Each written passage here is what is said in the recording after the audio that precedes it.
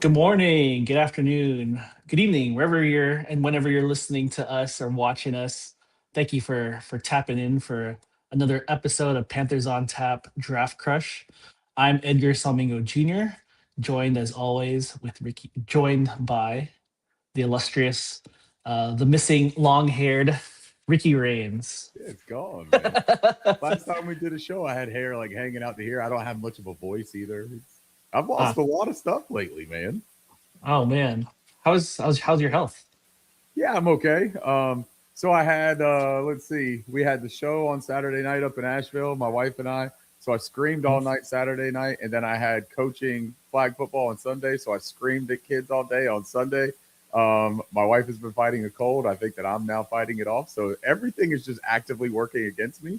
Um, Mm. Luckily, I am so riddled with caffeine and coffee from these past few months that I'm gonna be able to ride, man. Even if my body quits, Edgar, I'm gonna be able to go for a little while. It'd be like weekend at Bernie's. It'll make the show a lot more interesting if all of a sudden you That's lose right. all your faculties. How are you doing, man? It's release day, Edgar. We put out a draft guide today, bro. All right. I mean, yeah, we both of us um, put in a lot of time and energy to put this together. We weren't sure we were going to finish it, but I do want to give credit to you, Ricky, for really powering through a lot of this stuff. I mean, this is a brainchild from the both of us, but in terms of like the scouting, in terms of the design, the layout, the information. Really, this is I know we keep on using the term a labor of love, but a lot of it really came from you, Ricky, in terms of rankings and Too kind. your way with words and how you describe them and the fit and the role with the Panthers. I think one thing that I always dreamed about was if there was a way to figure out to put a draft guide together for Panthers fans, like it had to have been somebody who had your charisma, your intelligence, person who puts in the work, who grinds the tape. And so, even though it's a journey to partner with you, I do want to acknowledge that a big chunk of it really is your brainchild, Ricky. Man, I appreciate it, Edgar. Um, Yeah. we're already friends. You don't have to butter me up. You already got me. No, I really do appreciate it. It's a lot of work, man, and I think everyone knows that, right? So like, I don't like to harp on it. I think people understand how much goes, or maybe they don't understand entirely, but like, you have a good idea that when you see it and it's 230 something pages, right, and over 100 prospects, you know that that is a labor intensive thing. But we also, Edgar, both of us, we've talked about this. We do it because we really enjoy it. We do it because I think that fans really enjoy it as well. And we're not just talking about like fans of our shows, talking about like Panthers fans, right? In general, Mhm. I think that they all really enjoy it. Um, can you hear me? Is my stuff pretty bad right now? Just a little feed. Hopefully, it's not me, but just a little feed. I don't know if it's connected to your mic,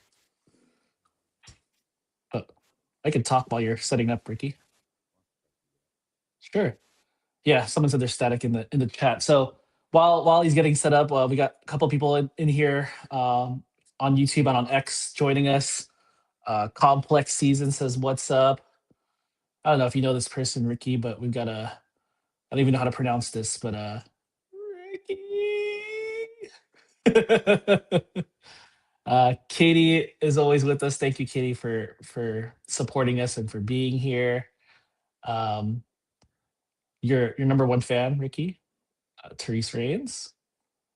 Um, but yeah, we as we're getting this set up, I do want to say we put together a guide, and we really were intentional both last year and this year thinking about like what would be useful for fans, like what's something that like there's so many guides that are out there from so many different sources, and so Ricky and I are like, what can we do that would make it different and something that's interesting for Panthers fans? And so um I don't have a, maybe later on we can show a little bit of the guide, but like at the very beginning it hits you right away with this scheme fit. And so this is correct me if I'm wrong, Ricky, this is your scheme fit, like this was you authored this, right?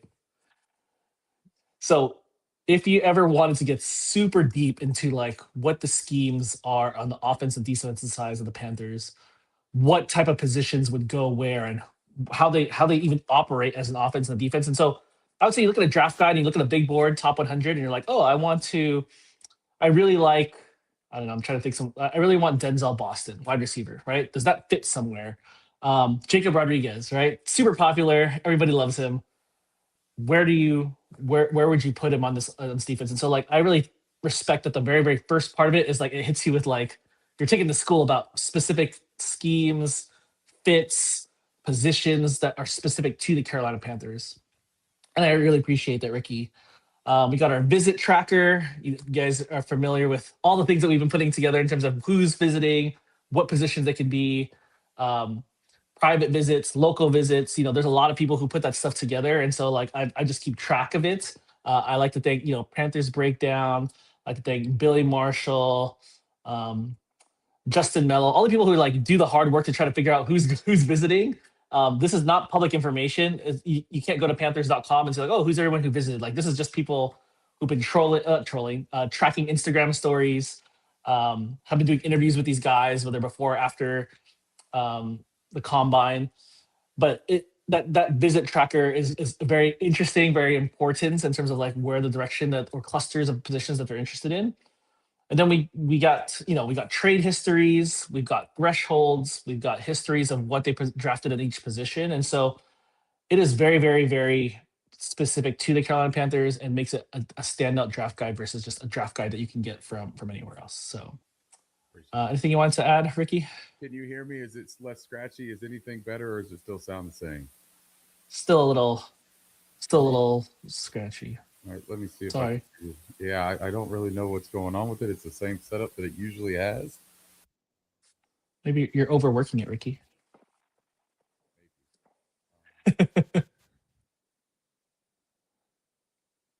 So as we're waiting, we've got Caroline Nate says, "What's up, Nate? Thanks for tapping in."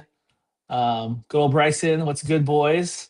So thank you, Bryson. Did that change anything at all? It did. Does it sound better? Yes, much better.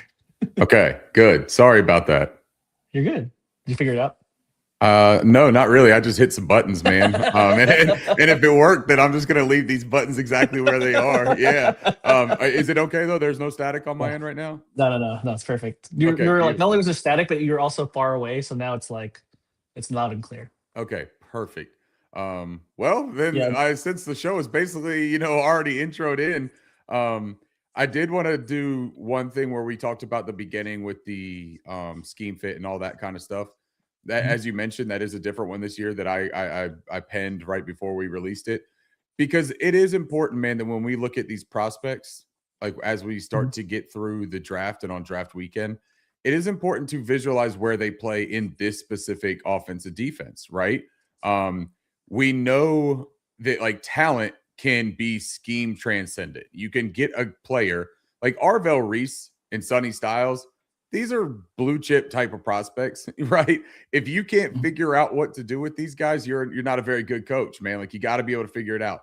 But then there are some specific prospects that are going to be there, at least they project to be much better players with these specific roles and responsibilities that you're going to ask them to do. You don't want to take a really short person and ask them to get the expensive wine glass off the top shelf, right? You want to ask the really tall guy. He might not have great dexterity. You maybe don't want him to tie all the shoes for your soccer team before the game, but if he can reach the top shelf, that's his purpose. So everybody has a purpose. Everybody has a best thing that they can do. And for us in this draft guide, what we wanted to do is identify the things that need to get better, identify the weaknesses in the offensive defense, and then identify the prospects that can help this team get better. So on draft weekend, we get to watch all these things and kind of put the pieces together.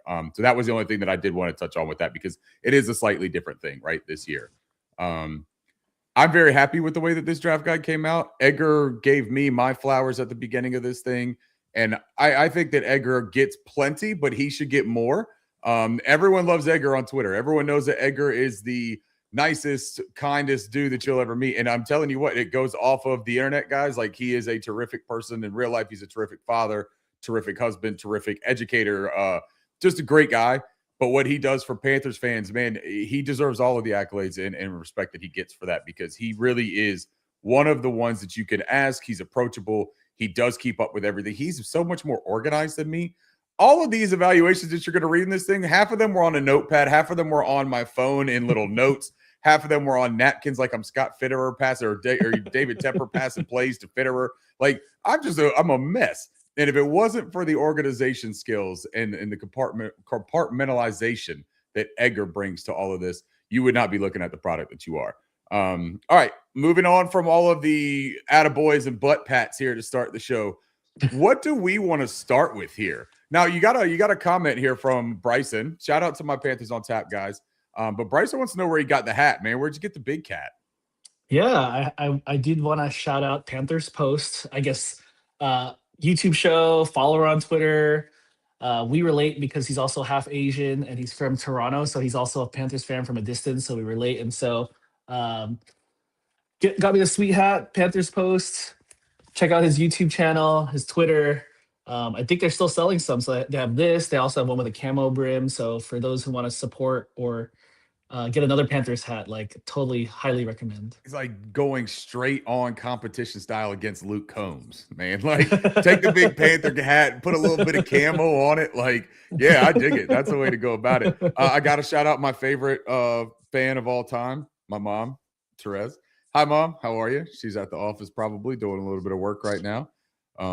My family is very happy about the fact that we are 2 days away from the draft and that we've released this draft guide because now they get to see me again, Edgar. I'm no longer just like the Phantom of the Opera in the back of the building, right? Like I'm actually real. I exist. Everyone gets to see me. Taylor, we'll go through these comments real quick too now that I'm alive and speaking again. Hey, gentlemen, thanks for the draft guide. It's now something I look forward to. Taylor, I appreciate you as always. Taylor's a good listener on Panthers on Tap as well. Really appreciate her. I saw Katie in there. Did you already mention Katie? Edgar, did I miss Katie. That? Okay. Carolina Nate is up in here. Always good to see Carolina Nate as well. Yeah.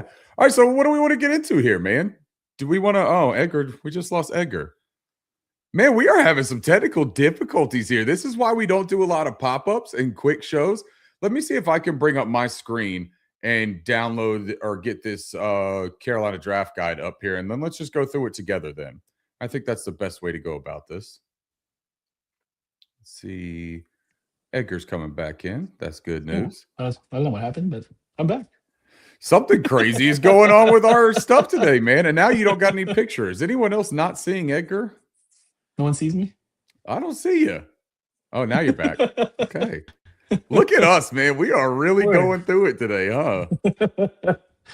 I was just saying, Edgar, do we want to go ahead and pull this thing up and just start going through this?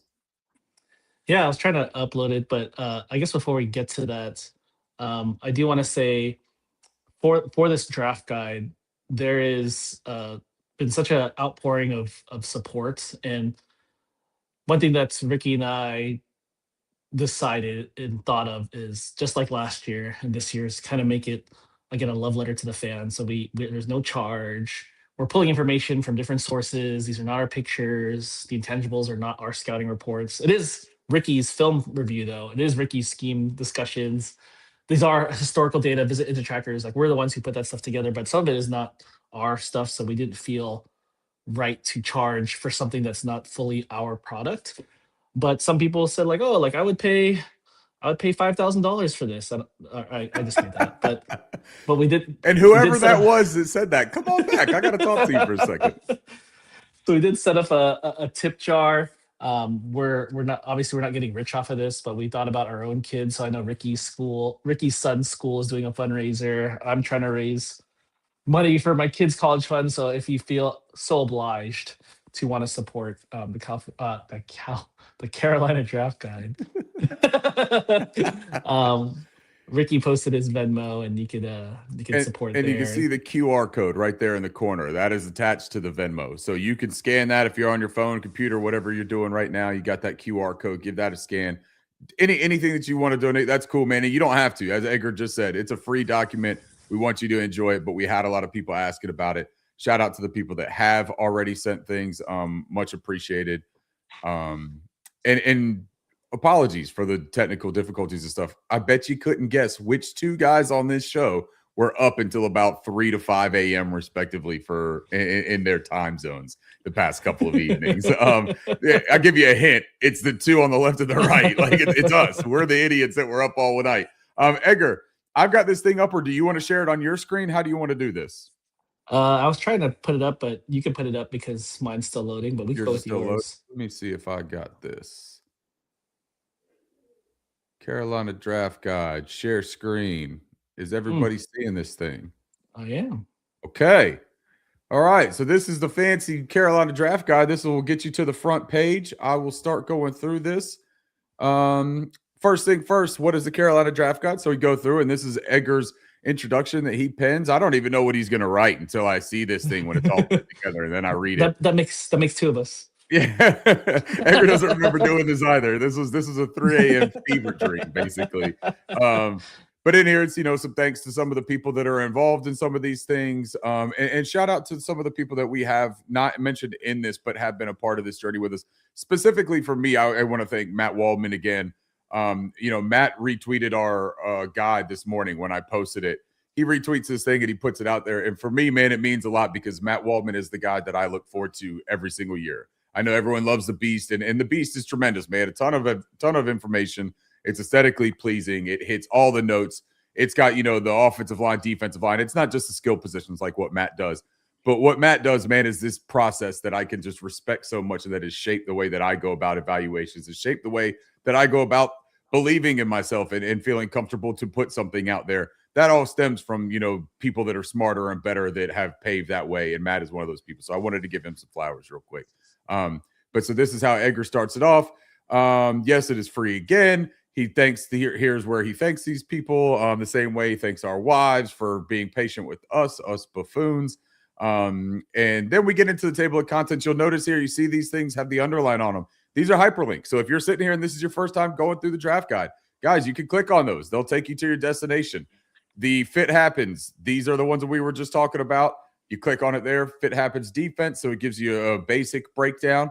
Carolina defense is composed to win with shell variation. Cover 3 is the staple, split field complements like cover 6, selective pressure rather than reckless pressure, and players who are versatile, communicative, and structurally sound. That is a big thing, man. When we talk about like the Vic Fangio derived systems, right? Being aware of where you're supposed to be, what your responsibilities are, and being able to effortlessly communicate them. That is how you avoid catastrophe. A lot of the things that we have complained about some of our secondary players, Edgar, as fans, has been a communication thing. And so when you hear some of these coaches and they stress it, remember last year, Edgar, Canales was praising Nick Scott for really getting better Mm-hmm. at the communication in Evero's system, and really Mm-hmm. praising Lathan Ransom for him picking it up so quickly. These are things so that when we go into the draft period and you hear someone talk about, I don't know, Dylan Thieneman, right? They say, man, he's so smart. He's cerebral. He can be a coverage multiplier, so he can help your defense to do different things. But the way that he can understand and communicate it from the back end of that defense is invaluable. That tells you that's probably a prospect that we would have a whole lot of interest in, right? So that's, again, just a quick example of why we think those things are important. We want to get into a position or two here, or actually, no. First, hold on. Let's get to your visit and interest tracker, because this, I think, is one of the stars of this guide compared to a lot of the other fan driven or content creator driven guides that you can find. This is the moneymaker, guys. You could go on here and you can see if it's a 30 visit, notable pro day visit. So it's not just, a cup of coffee. These guys had coffee and eggs and grits and hash browns. And then they even walked down the street together before they stopped at their local watering hole. Local visit. Here's the one. These guys, they live here. We're just hanging out with them, right? We just want to touch base.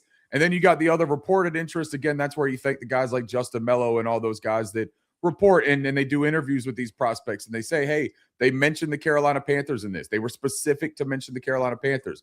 That stuff is important, man. Like, to be able to figure that out is very important. I can make this a little bit bigger too. So if people are having a hard time seeing the screen, hopefully that helps.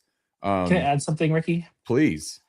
Yeah, one thing that was new this year too is that I started like seeing through Justin, like all these prospects had Zoom meetings with teams and Zoom meetings with the Panthers. And so like, is that meaningful? Is that not meaningful? And so like one of the biggest questions or comments I get about the visit tracker, I don't know if you get this too, Ricky, is like, oh, Kenyon Sadiq hasn't come in for a visit. Kenyon Sadiq is probably off the board or whatever. I do want to count. Maybe I should put it in the next revision of the draft guide. This visit tracker is not a Bible. It is not a playbook. The Panthers are definitely looking for looking at more players than right here. I have 66 that we've tracked. but there's more to it. I also want to say the Panthers leadership doesn't necessarily have to draft someone that came in for a visit. They could draft Right. someone who did it. Like they already have information about. They didn't have to come in. I will say on the counter, in conversely, since 2011, every first round pick the Panthers have made have come in for a visit, with the exception of Star Lotulelei. So there's a strong correlation with it, but I don't think it's a hard and fast rule that, because it comes up every time I post this, is like, oh, this person's not here, so the Panthers are not interested. Like, this is Right. just a fun thought exercise. I was talking to Thomas from Threes and TDs, and I was saying, think of it as like a mock draft. Like, it's if you take it so seriously, you're just gonna you're just gonna kill yourself, right? Like it's not worth the strain of taking these things so seriously. For Yeah. me, it's just fun to see clusters of positions, guys that I told him yesterday, like Dion Burks, right? He's under 6 feet. He's about 180 pounds. And so if they're gonna bring in a guy like Dion Burks, doesn't mean he's the only guy in that archetype that they're interested in. So maybe that means a Brendan Thompson. Maybe that means a Zachariah Branch. And so looking at these visits not only just limits to these particular guys, but maybe it opens the door to other players who have similar attributes, similar skill sets, similar strengths. And so those are the types of things, we looked at guys like Max Clare, Justin Jolie, um, Daquan Wright, Oscar Delp. And so like they're in a cluster of these tight ends. Maybe they don't draft any of them. Maybe they're drafted before the Panthers even pick. And so it's nice to think about like what in the cluster of tight ends they might be interested in, because they did bring in a few of them for a visit. Right. And then I think it was Luke Kuechly in his interview. I could be wrong, but somebody mentioned like these visits are really long. They could start from 8 to 9 in the morning. They could end around 3, 4, 5 o'clock in the afternoon. If you have medicals, like someone like Jermon McCoy from Tennessee, it might be even longer than that. And so I was telling Thomas yesterday, like people are coming in for a visit, or even the Panthers. Some people say like, "Hey, it's a smoke screen. Like I'm gonna bring in this guy because I want people to think I'm interested in this person," right? You know what it's like to, I mean, you're the king of metaphors, Ricky, right? Can you imagine hosting someone into your house? You bring them in from 8 o'clock, 9 o'clock in the morning, and just you enjoy them. You're hosting them. You're giving them food. You're making sure they're comfortable, all the way until like 5 o'clock in the afternoon, and you did that all just to do a smoke screen, right? Like that'd be Right. such Right. a pain in the butt. Or you could be like the Rams and just don't invite anybody into your house, right? And so Right. I just want to couch the visit tracker because I know you spoke so nicely about it, and thank you for the comments, Mhm. Ricky. But I do want to say it's not intended to be a Bible or the only things that people are interested in. But I think there's some information you can glean from it. Absolutely. And really that's the way that you should take just about any kind of draft information, right? None of it, unless you are a personnel employee within an NFL team, right? Or in the scouting department or anything like that, you have no idea about the specifics of the inner workings in there. You don't know what people are saying about these prospects. Maybe it is a smokescreen. I believe it was the Jets general manager, Darren Morey. Is that it? How you pronounce his last name? I know what it's spelled, but I don't know how you pronounce it. I can't pronounce it either, but I was just Mogi. yeah, Mogi, something like that, maybe. I Yeah. was just watching it first before I get into this too far because I don't know if he's still in here. Will Robinson for a $5 super chat. Thank you, Will. He says, I'm stuck at work. I can't stay long. I just wanted to add to the tip jar. Thank you, Will. Appreciate it. For anybody Thank you, else, Will. there is another option. You've got the super chat here on YouTube, but you see the QR code up there in your top left corner. That is directly attached to my Venmo. Edgar and I are going to split anything that we get in that Venmo tip jar and distribute it to the things that we need to, whether that's a college fund, a car fund, paying up on some of the tools that we use to make this thing, or if it is my son's dance-a-thon fundraiser. Title I school, guys. It's a public elementary school. He's going to dance and make videos and all this kind of stuff when he gets donations. He's a lunatic. They're hilarious videos. I think that he's like third or fourth in the school right now with his donations. He has raised a lot. If we could make that a big thing for him, and it's all because his dad stays up late and watches football at night with no sound on, which he thinks is hilarious, that would be really cool. He also turns 8 here at the end of this week, April 25th. So we are going to Bank of America Stadium. Hopefully they'll be looking at the Carolina draft guide there, but he's having his birthday party there at the stadium on Friday. So we're going to have our live show on Thursday, and then I'm in the stadium on Friday, which I'm very excited to be close to the action. But yeah, that's a great point, Edgar, though, is to not take any of this stuff and say, well, these guys think that they know exactly what they're saying, or this is more important, or that, hey, if they met them for a 30 and a local visit, then they must have interest, and this is probably going to be the guy that they draft. That's not the intent, but there's a correlation. And sometimes when there are patterns and tendencies, it's a good thing, man, to figure those things out and to have an eye on it. All we're doing is following breadcrumbs, right? It says Edgar and Ricky on our name bubbles here, but it's kind of Hansel and Gretel. We're just leaving the breadcrumbs, man. That's all it is. So yeah, that's a way to look at it. Don't take us as thinking that we know more than anybody else just because. And here's the other point of that too. These preferences here, these 5'9" to 6 foot tall, 200 to 216, 1.54 10-yard split. Those are just the things that when you average out what the Carolina Panthers have done under Dan Morgan, with Dave Canales in place as the head coach, with Ejiro Evero as their defensive coordinator, right? These are just the things these are the averages. These are the preferred thresholds. That doesn't mean that they can't do something outside of the preferred thresholds, right? We absolutely could draft somebody that does not fit the threshold, but why not get an idea of it, especially if it's a position like an outside linebacker or a middle linebacker or a defensive, end or tackle that you do have physical parameters that make sense. The arm length is a conversation that people have all the time about the draft. Man, you can't not draft somebody just because of their arm length. Of course, man, I wouldn't say to take somebody off the board because of arm length, but you're also not going to ask a guy who has 29-inch arms to set the edge, right? As a heavy outside linebacker. There are physical parameters that help them execute the jobs that you are going to ask them to do within a scheme. All right, Edgar, I want you to pick a profile, pick a player, and then I want to go to it. Yeah, before we get there, I do want to shout out. There's a couple of people on here in the chat, Ricky, that are here for the first time on a live. So I see Tony. I think I saw Adam. They're like, Adam said, "This is way better than listening to the podcast while cleaning the house or working out. I feel like I should have a mop or a dumbbell in my hand." Appreciate it, Adam. Yeah, and then just all the first timers that are here, just really appreciate it. If you want to like and subscribe, first time here, thanks for joining us. That's a good question. I think you brought it up already, Ricky. Oh, I did want to clarify something also with those thresholds. Some positions are easier than others for thresholds. So offensive line, defensive line, linebacker, corner. Even Dan Morgan himself said I have preferences for arm length. He also said just what Ricky said, that these are general guidelines, but I'm not going to take a really, really terrible player just because they have 34-inch arms. You have to, or else Markel Bell would be, a first round pick. There's still football you need to play. But if people are similarly graded, you might give a kudo, a brownie, a little golden star sticker for one that has longer arms or meets different thresholds. Yeah. And then there's outliers in this draft. Ricky and I have been talking about this a lot. There's some really, really good players that are outside of their thresholds. And so it'll be interesting to see would they pass on a really good player. One of my draft crushes is D'Angelo Pons, who's very, very, very small for what they like in their corners. Maybe he could kick it inside, but if they drafted him, he would be way outside of what they typically draft. But and then on top of that, we only have 2 drafts of Canales and Morgan together, so we don't have the largest sample size as well. So that's where we're at. Let's bring up D'Angelo Pons. Can we talk about D'Angelo Pons? Because that's a great. Sure.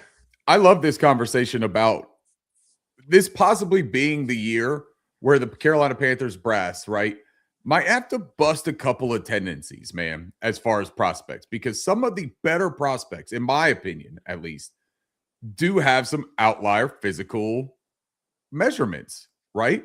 D'Angelo Pons is a terrific example of that. Let's see how I open this up on his evaluation. It says, do you want measurables? And this is why I wanted to go, because I knew that this was the way that I started this. Do you want measurables, or do you want someone who actually ruins passing concepts? Because that is exactly what D'Angelo Pons brings to a defense. D'Angelo Pons is extremely smart. When we talked about being smart and being able to read route patterns and being able to jump and make breaks on there in a really timely, efficient manner, being a physical football player. And also what D'Angelo Pons does so well, he plays as an outside boundary corner. That is what he does at a really high level. I don't know that he's going to be entirely better kicking inside. He's efficient as a nickel, but they play Devin Boykin a lot inside at Indiana. And I'm a fan of Devin Boykin as well. He made the draft guide. I remember a fun conversation you and I had at one point, and I made a very facetious comment to you, Edgar. And I was like, What if D'Angelo Ponds isn't even in the best slot corner on that Indiana football team? Mm-hmm. D'Angelo might play outside. And the point of this conversation now is if he does play outside, that doesn't mean that he can't succeed because he's small, but it means that the team is going to have to be very comfortable going outside of the norm and betting on a Darryl Green type of football player in the year 2026. Darryl Green was a wildly successful corner for the Washington Redskins back when they were actually the Washington Redskins, and now they are the Commanders, and we play a much different brand of football. Athletes are bigger, faster, stronger. How is that going to turn out, right? But D'Angelo Ponds has the goods, man. You look here at some of his physical stuff. He's 5'8", 180 pounds, and his arms are sub 30 inches, 29 and 3/8 inches. Wingspan just over 71, but he ran a 4.36 40. I mean, this dude is dynamic. He's electric. He is physical. Plays bigger than his size by consistently winning positioning battles early, stays in phase through route stems despite size disadvantage. Then a couple of his, knocks, physical, but physics still apply, particularly vulnerable on back shoulder throws where length matters more than timing. And his trigger happy nature can be manipulated. So those are the things that you look at. And then you have the fit rating here. This is a good way to kind of talk about this. The way that I do the fit rating, Edgar, is we have our physical thresholds, right? So I like to go through and do they meet those physical thresholds? That's a way to get a baseline of how many, Panther heads, how many stars you kind of start with. Did we meet with them privately? There's another way. Did we meet with them at Combine? Have we expressed interest? Is it a position of need? And are they projected from a consensus standpoint and from my rankings, are they projected to be in the realm of possibility for the Carolina Panthers in the way that we would be attacking a draft, right? So when you look at a guy like Sonny Styles and you say, why isn't he 5 stars? Sonny Styles would be the perfect pick for the Panthers. I agree 100%. I would take Sonny Styles in a heartbeat right now, and he would be the absolute perfect fit for the Carolina Panthers. But the likelihood of him being there, not high. We did not meet with him privately, at least not reported, right? Not so that you don't get that. If we're going to have a rating scale, it has to have consistency. That's the only way that the rating scale actually rates something, right? So don't be deterred if there is a smaller scale or a smaller rating for a player that you like. That doesn't mean that it can't work. Think about the surroundings of it. Did we meet him? Does he meet the thresholds? All of those kinds of things. Because there are going to be some players that you might like to have smaller ratings, but there might also be some guys that you love that you're like, hey, man, we didn't meet with them and they still got 4.5 stars. They got 4.5 because they hit everything else except for that private meeting, right? So that's the way that I like to go about and use that. I thought that was a good thing to talk about. Thanks. We got a couple of comments here, Ricky. We got a super chat. I don't know if you want to pull that up, but I will, yeah. John Boney, my man.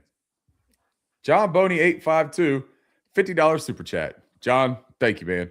Appreciate y'all's work on this. Can't stick around for long, but looking forward to the VOD, checking out the guide later. I hope you enjoy it, man. Everyone too, when you check this thing out, please tag me and Edgar. Let us know what you think of it, man. I know I at least appreciate seeing those comments. Yeah, the comments that we got so far have been great. If you have any ideas, suggestions, feedback, like we'll take it. We're not above ideas and ways to make this better for you or make it more interesting for y'all because ultimately it's for the fans. I also did want to say we got we put out a link out there, and so we found out that like this guide has reached Japan, Germany, the UK, Canada, and so for international fans, Love that. thank you for the support. Yeah, that was such a cool thing. Edgar texted me a screenshot of this thing and he was like, man, look at the numbers you're doing in Japan. That's so cool, man. I love that. Seriously, it's so cool to think that we have Panthers fans, first of all around the world, and then Panthers fans that want to watch our stuff and read our work that we put this time and effort into. Makes it all feel worth it, doesn't it, Edgar? Yeah, it feels like if there was a Venn diagram of Panthers fans who live in Japan, Panthers who live in Japan that like the draft, Panthers fans who live in Japan that like the draft and also want to read a draft guide. And it's like a very specific thing you would never think, right? But it's there, man. It really exists. Is there anybody else that you want to look at? We got about 20 more minutes. We're going to run this thing until about 2:00, guys. This was just kind of like a fun last minute pop-up type deal. And then I think, we've got the live show Thursday night for the draft. And Edgar, we might even try to do something tomorrow if you and I can make that work for each other. So don't worry if you don't get all of your questions or anything answered today, other opportunities. But Edgar, is there something you want to do before we get kind of wrapped up on here? Let's look at Max Clare. Oh, love that. All right, hold on. Let me get So to as he Edgar. pulls this up, Max Clare is someone that was reported by, I want to say it was Aaron Wilson. He said that like, oh, the Panthers have shown a lot of had a lot of meetings with him post combine, Yep. no visits, no anything. But can we zoom in real quick, Ricky, Yes. because Let's see. it's a little bit smaller. Um, How's that? yeah. So it's funny because these profiles, these you're not going to get Shakespeare, you're going to get Ricky Raines, and so first we got Dr. Jekyll and Max Clare, Ohio State and Purdue, kind of, sort of, a little bit. So can you talk to me? What do you mean? What do you mean by that, Ricky? Yeah, look, sometimes, man, when I was formatting this stuff, Edgar, I was hearing my own words, like reading them instead of writing them, right? Uh-huh. Like, what is wrong with you, Ricky? Like, there's definitely something loose in there. Dr. Jekyll and Max Clare, Ohio State and Purdue, kind of, sort of, a little bit. He's the same guy. He has the same abilities, right? It didn't change because he transferred to Ohio State. The usage was different. He packed on a little bit of weight at Ohio State, but the Purdue tape, to me, showed this very dynamic pass catching tight end who was kind of still scratching the surface of what he could do. And then they go and ask him to do three very different things at Ohio State, where you still get flashes of it, right? But it was in a way, it was kind of what's the right word? Almost like bipolar-ish of, man, super highs and super lows of the usage that was really hard to translate into. So I feel with 100% confidence and certainty that this is going to translate in this manner, right? There's a outcome variance a little bit with that when you change the usages and change the systems. But Ohio State is not a tremendous place for tight ends to begin with, if we want to be completely honest about that. They've had some talent in the past handful of years, man, that like you would think that they're just bums the way they use them, right? You would think that they're all just like 3-stars that they want to do certain things. And maybe that's because they're wide receiver you. Maybe they just want to focus on that being their attack. But I like Max Clare a lot. I know that is something that is not a secret anymore on the internet. I have been pretty vocal about that. But Max Clare, I think, is a guy that has a lot of his best football still ahead of him. And he's got some pretty dang good football already on tape. The question for you, Ricky, is can you scroll up a little bit to so before each position, Ricky put out kind of his rankings. And so if we could look at your tight end rank. So one of the reasons I brought Max Clare is I know he's a draft crush of yours. Yep. I know he's your tight end two. Yep. So talk to me a little about like your rankings here. I know you've talked about it on Panthers Untapped too, but now that it's in the guide, what are you considering these rankings? Are these your personal rankings? Are these rankings for the Panthers? How are you basing who's higher or lower? Is it in a vacuum? But just someone that's new to the guide or seeing this guide for the first time, remembering from last year, how can they interpret these rankings of yours? That's a good question. And it's something that is important to enjoying all of what the guide can be or is for you, right? These are not Panthers specific rankings. These are my positional rankings, which are graded on a universal scale that I use for those positions, right? 7-8 pieces of criteria points. How do they grade out in each of those? And then a sum grade with positional weighting and things of that nature that get them to the final grade, numerical value, and then I simply place them down on the numerical value. It is not a preference thing. It is what do they grade out to. The fit rating, right? That's where it is a Carolina Panthers grade, basically. That is where how do they fit with the Panthers specifically? And not even just the Panthers specifically, but like this iteration of the Panthers, right? So like there's not a running back that's a 5-star because we didn't meet with 5-star. We didn't meet the running backs. We don't have a need for running backs. There's not a ton that fit the criteria of the running backs that we would want, right? But for the tight ends, a guy like Kenyon Sadiq, he's going to be a 4-star for me, even though I believe that's what he ended up, right? 4-star. Yeah, he's a 4-star, and where Max Clare is a 4.5. And the reason for that is the role that they are going to do are going to be similar roles. But I think that Max Clare has more of the physical tangibles that the Carolina Panthers prefer. He meets more of those thresholds. He's a little bit more easy to envision as an inline player, a little bit more. Whereas Kenyon Sadiq, yeah, he's a physical outlier. He's going to have to really do some impressive things and take that to the next level to become a mismatch, a physical mismatch, which is usually how you become a premier tight end.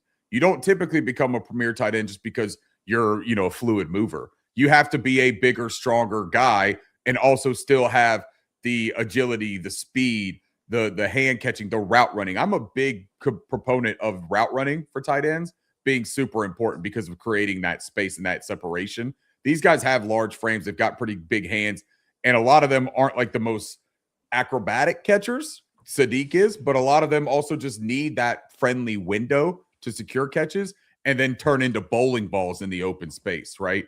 So that's the way that I look at that. But you're right. That's a good point of when you see the rankings, that is just my overall rankings, right? You go to the big board, those are the way that I see those prospects that I graded, and that's the way that they rank for me.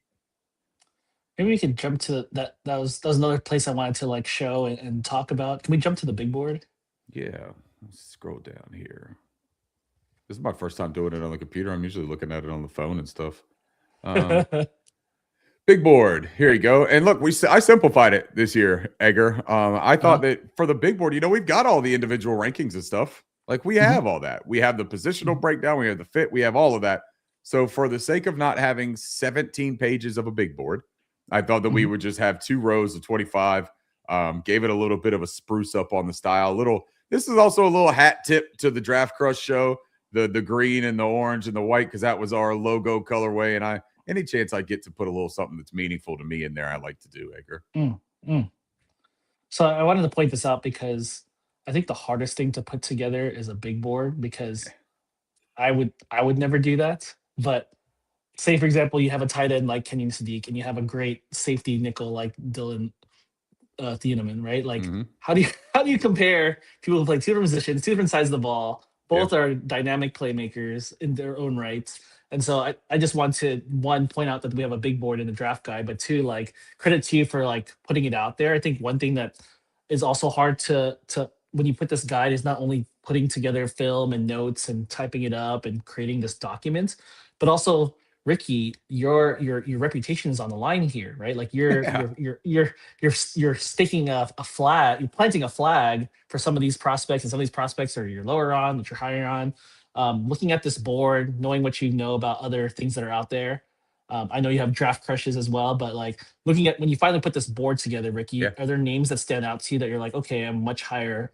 Because one thing that I should let you know, I should let the fans know, is that Ricky's putting these rankings together based off his own film study and what his own evaluation. And so he's not looking at other big boards and creating a consensus. Sometimes he'll look at it as like, oh, hopefully I'm way off because mine is different than this one. So Ricky, maybe you can talk a little bit about maybe after you compile this big board and you see what else is out there, consensus and mainstream, guys that you like, that you're higher on, and guys that you're lower on. There are plenty that would set off the internal alarms. The first one that you can see here for me is number 8 there, Dylan Thieneman. He's my 8th ranked player in the entire class. And the cool thing about it, though, at least for me, right, Edgar, and you and I have talked about this too, there's like a catch-up period that has been happening where anyone that hasn't really kind of done independent evaluation analysis and come up with their own grading across the line, like a universal grading, right? That's what you were talking about, and that's what makes the big board difficult to do. But it's also what makes it easy for me, is because I have a grading system. And so when I'm done, I have prospects to grade out with numerical values and tiers. Like, it's easy for me to say, this player graded out with this number, so he's higher than this number. Or, you know what I mean? Like, it's not, it is not a matter of a subjective thing where I have to look at it and say, yeah, but I really like how he does this. It doesn't work that way for me, right? So for Dylan Thieneman, I have always been extremely high on Dylan Thieneman as a player. I remember talking about him at the very beginning of this process and saying that I would love to take him for the Carolina Panthers at 19. I would have no problem. And people were saying that was a little bit too high, right? And now all of a sudden you hear the conversations like, I don't think he's going to last until 19. And it's fun, because if you're convicted on what you do and what you see with analysis, you can just stand by it, man. And I'm going to be wrong on some of it. I'm going to be wrong on a lot of it, probably. I don't think anyone has forgotten that I was a big Jalen Polk fan. And hey, don't forget, I'm still a little bit nervous about Jalen Polk being a New Orleans Saint, because I haven't given up on him yet. But yeah, so when I look at I see Dylan Thieneman there at 8. The next one for me that really stood out, honestly, was Keelan Rutledge. I've got him as the 27th best player in this class. I've got a 2nd-round grade on Keelan Rutledge, and he wasn't super far off from being a 1st-round grade. I think that Keelan Rutledge is probably my favorite, and I said this on his evaluation prospect page. I think he's my favorite interior offensive lineman in this class. I think that he's an immediate starter at right guard. I think he can play left guard. And I have seen plenty that tells me that his mobility, his awareness, his processing, all of that is really going to translate well to the fulcrum and play center if that's what a team wants him to do. And his physicality, his size with his arm length and his reach, I think that he could be an absolutely tremendous center in the NFL. And that versatility, that interior utility, I think is something that would be extremely appealing for the Carolina Panthers specifically. So those are the kind of players that I look at. Dominic Orange also there for me, 31 overall. He's a second round grade for me. I think that stood out a lot. Josiah Trotter is my linebacker 3. That stood out. And actually that one surprised me a bit, Edgar, because while doing my evaluations, I liked him. I didn't realize that I liked him more than a couple of the other guys until I then all of a sudden look at the numbers at the end and I'm like, oh, wow. Yeah, I did like him. I enjoyed him a little bit more. He's my style of linebacker, man. 6'2", 240, thumper. He's got really good athleticism. He's got the DNA for it, right? It's genetic. It's in his blood to do this thing. And I also think that the concerns for a guy like Josiah Trotter, the coverage concerns, the baseline athleticism, though, that he shows and the processing speed in the run game and his awareness and ability to key in that phase of the defense, I think leads me to believe that he can absolutely develop into a much better player at that realm. This is also a sub 21-year-old, right? Like he is going to get older. He is going to learn, and he's shown the ability to do things. He just hasn't shown consistency to do them. So I do think that that's another guy that I'm probably a bit higher on. I'm trying to think if there's anybody in these later rounds. Skylar Bell, I'm definitely higher on. What if I asked you a question real quick? I know we've got to wrap up in a little bit, but yeah, let's just these last 10 minutes here. I want to talk about number 19, Ricky. So let's just say the Panthers stay at 19. Okay. They don't trade up. They don't trade down. We're looking at this, right?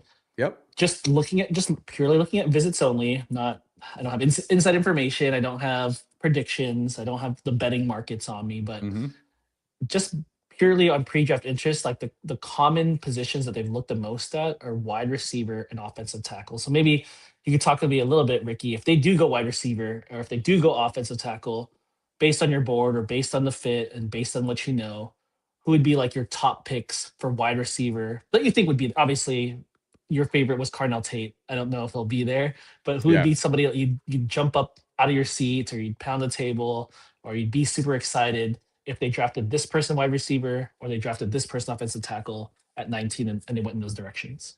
So Casey Concepcion is my draft crush of the wide receiver group, I think.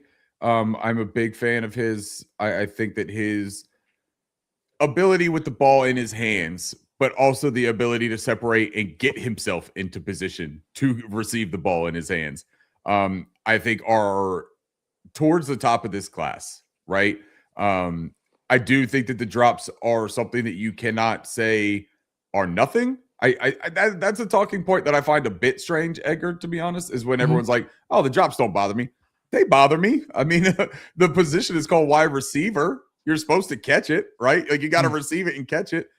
But if he's dropping 1 out of every 12 that he's, being targeted on, and he's taking 3 of those for 30 plus yards, you're going to live with that, man. He's not the kind of guy that's only catching 7-yard passes and going down, right? Like this is a playmaker, it's a creator. So I think that him and Omar Cooper Jr. would be the 2 wide receivers that I would look at there at 19 that I think are in the realm of possibility of being there. If Jordan Tyson's there, that's great. I do it. He makes me nervous with the health. And I do think that he's got greater pieces in the collective right now, if that makes sense. I think he's got really shiny elements, really flashy things that he does at a really high level. And then he does some stuff that just kind of like negates it sometimes. And that's not just like the, drops, which he helped his drop rate tremendously this past season. But it's the fundamental stuff. It's the early stuff in the releases and in the stems of his routes. And he's got such high level examples, but then he's got some stuff you're like, man, you're making it hard on yourself, pal. Like, you know what I mean? It's like you're swimming and you put your boots on before you jump in the pool. Like, don't go swimming with boots. It's not going to help you, man. Take your shoes off and go swimming. Like, you're a quick, fast guy. Offensive line, I can't help but think, Edgar, and fans aren't going to like this. Okay. I can't help but think that they like Caden Proctor. That's a big dude who is proven in the run game right away. I mean, he comes in and you don't get a drop off from Ike Ekwonu in the run game if you go to Caden Proctor week 1. Now, as far as a pass protector, I think he's got a higher ceiling than Ike Ekwonu. Fans, we've had conversations about Ike Ekwonu for years now, and I like Ike, and I think he's developed. But we still have the conversation of, are you going to pay him the big bag? Is he worth that big bag? Because ultimately, that's the decision that's on the table now. And he's coming off of a significant knee injury. So a guy like Caden Proctor that has a little bit of a fallback of moving to the right side or kicking inside, you get this safety net with him that also allows you flexibility with Ike Ekwonu, that if Ekwonu does come back, we all saw the video, right? They all just came back to the building yesterday, I believe it was. And Ike's out there, t-shirt, shorts, no brace, no nothing, no limp.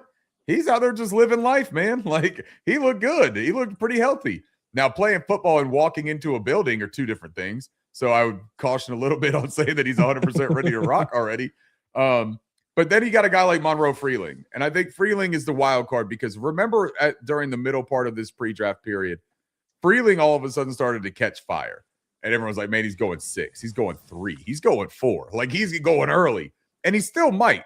He's the only player in this offensive line class that has the high-end athleticism, high-end measurables, played at an SEC pedigree school, and really has the ability to become a franchise tackle in a really quick way and in a way that not a lot of people get because of the physical tools that he has that are different than everything else.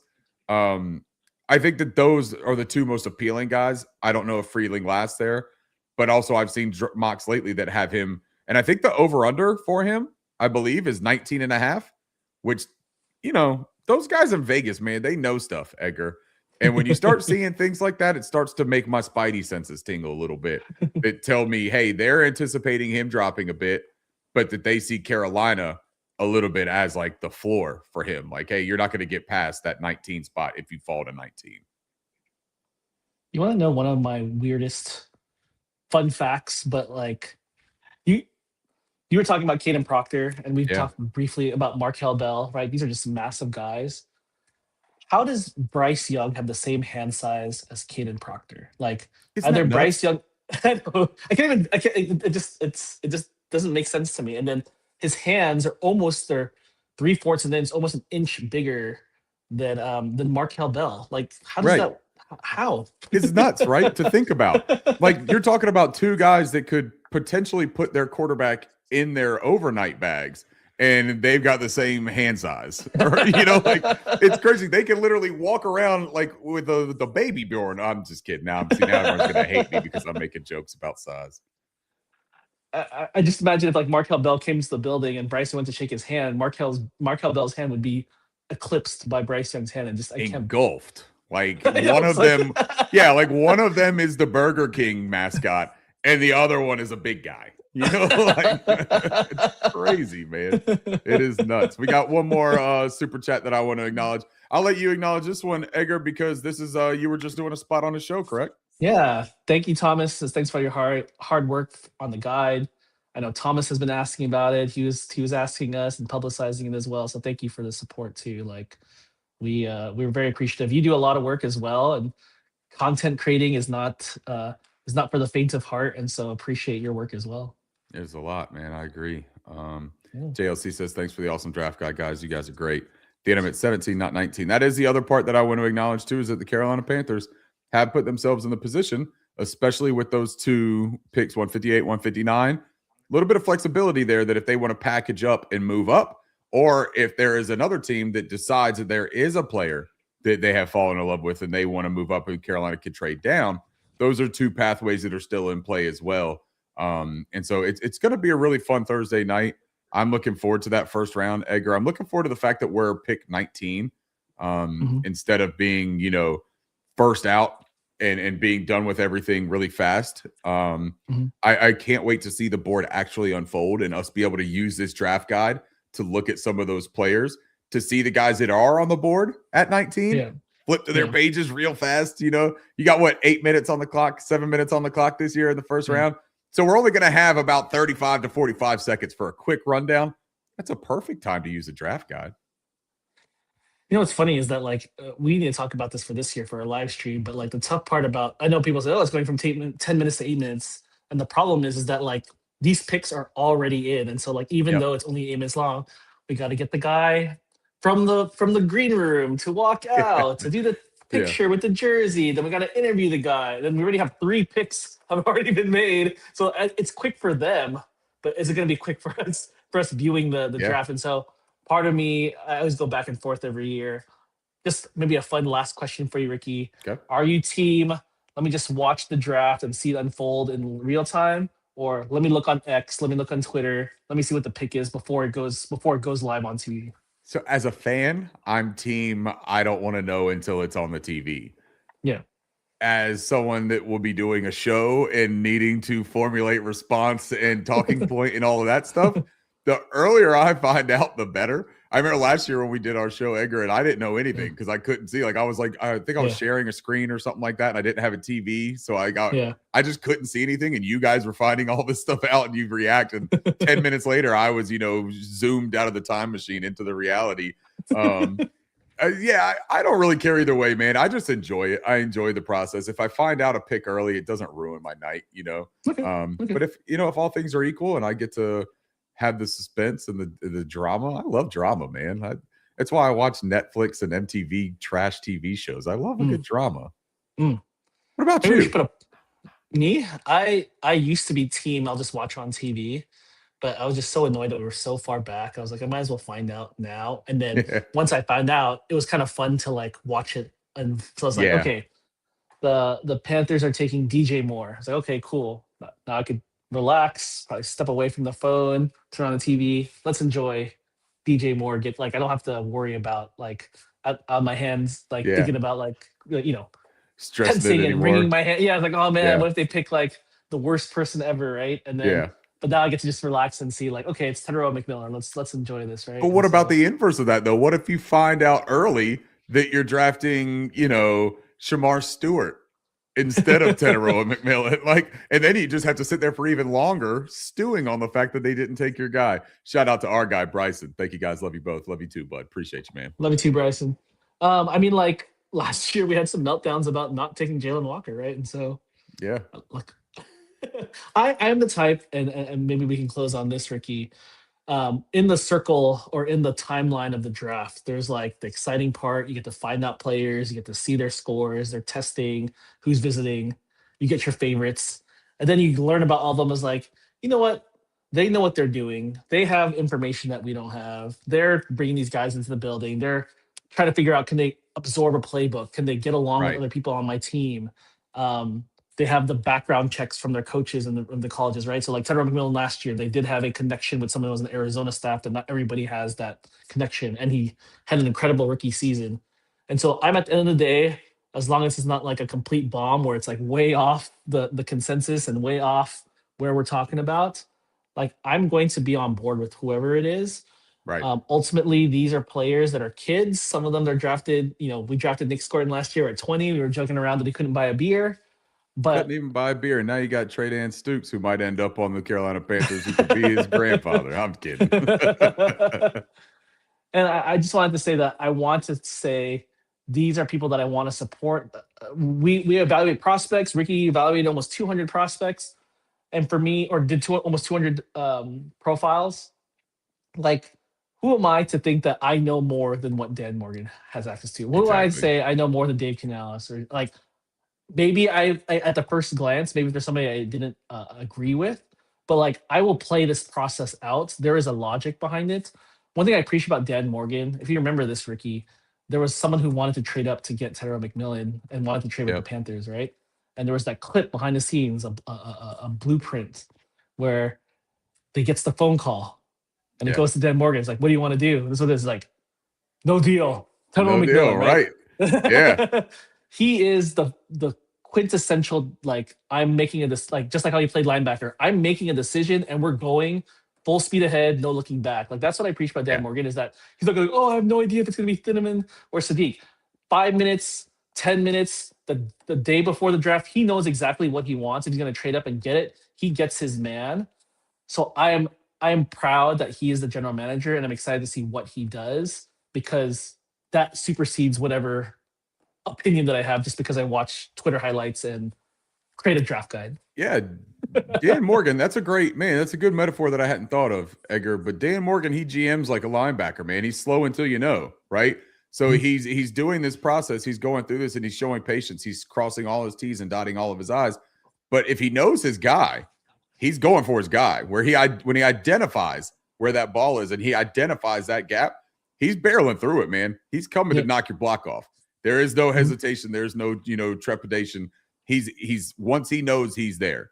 But the slow until you know that process, he also is making sure that he's not putting himself in an overzealous, overeager stance that is going to make him overplay the right angle. So Mhm. that's a great way to put it. I will finish it here that all of Yep. those things you spoke about of not knowing how all they fit and how will they get along with the guys in the locker room. That's the reason why you see the intangibles section of this draft guide this year. RAS is cool, man. I love it. And shout out to the RAS Math Bomb.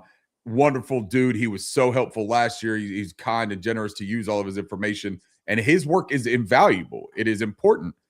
But we decided, Edgar brought up a great point of human aspect and element to this. This Carolina Panthers front office and coaching staff values the people, not just the player, a lot, maybe more than some other franchises. So putting that element into a profile for an evaluation of a prospect of a young person seems like a really smart and fair way of adding some context and nuance to things instead of making it just like a, hey, this car has the best specs, right? Yeah, but I was in another car that wasn't as fast and not as luxurious when I first met my wife, right? And so that car means more to me than the Bugatti that can drive circles around me before I could get mine with a cold start. Mm. Yeah, not bad. I think we'll end it right there. Edgar, why don't Yes. you take us out? I'm going to say just thank you real quick, everybody. Thank you very, very much for downloading, looking at this thing, commenting. Keep on doing it. Keep talking to us about it. I want this to be a lot of fun for everybody for this entire weekend. So from the bottom of my heart, thank you, Edgar. Thank you to you more, man. Yes, I echo the same sentiment. But for Ricky, for myself, thank you for joining us. Thank you for checking out the guide. Thank you for this impromptu show. You might see us again tomorrow again on Thursday. So, dude, draft day. We ain't even talking about this, Ricky. We've got 2 days until the draft, and so Yeah. it's our Christmas, and we love Christmas movies. So, thank you for joining with us. Let's have a good time this week and really enjoy this. I always get depressed after the draft is over because there's nothing for a long time, and so Yeah. let's make these next couple of days some of the best that we have. So, thank you for joining us, and for Ricky, for myself, for Panthers on Top, for Draft Crush. Thank you for joining us. Have a great day.